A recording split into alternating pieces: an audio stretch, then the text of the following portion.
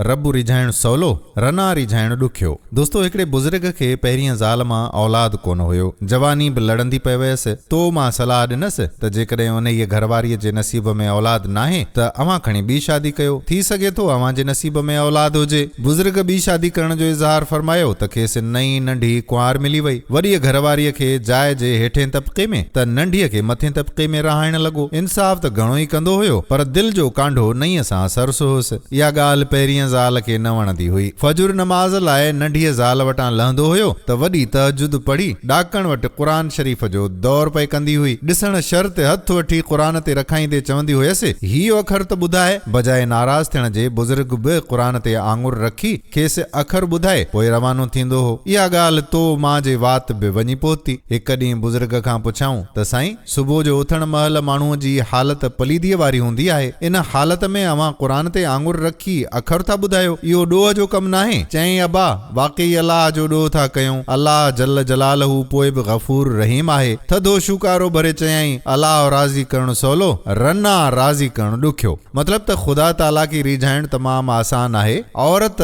तमामु ज़िदी आहे। दोस्तों, इन बारे में अव्हां छा था चओ? पंहिंजी राय कमेंट सेक्शन में ज़रूर लिखिजो। वीडियो खे ॿिनि ज़ालुनि वारनि सां शेयर बि ज़रूर कजो।